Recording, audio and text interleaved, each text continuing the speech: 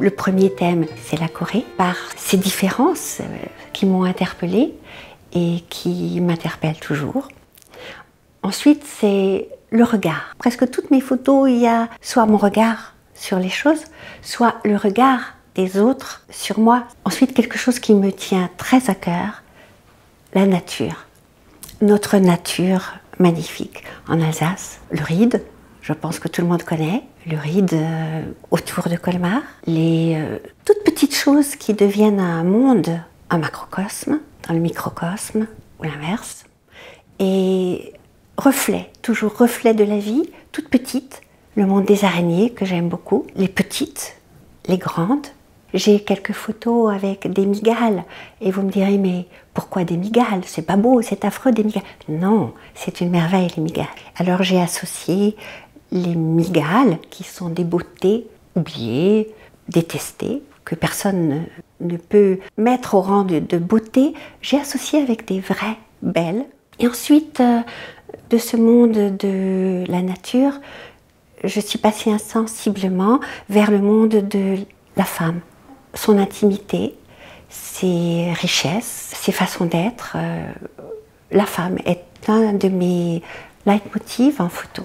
Lorsque je voyage, photographier les gens, photographier l'être humain a toujours été primordial pour moi.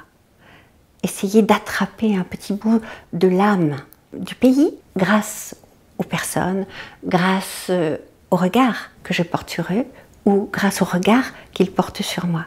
Faire des photos, c'est voyager, c'est donc s'offrir au plaisir de la rencontre. Bien sûr, la rencontre la plus évidente ici et la plus frappante, parce que dépaysante, c'est la Corée. Mais la Corée, tout le monde sait que la Corée, c'est un monde terriblement moderne.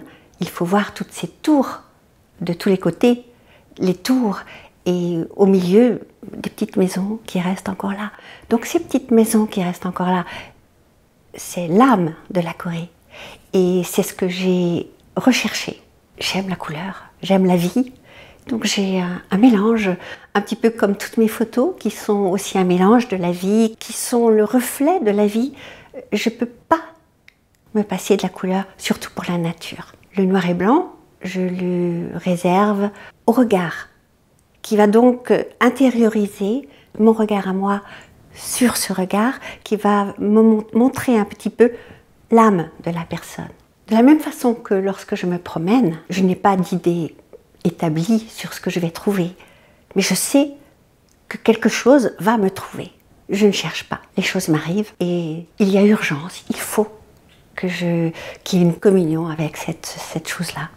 J'ai l'impression de voir deux fois ou de voir mieux si j'ai mon appareil. Faire des photos, c'est toujours commencer, c'est toujours renaître.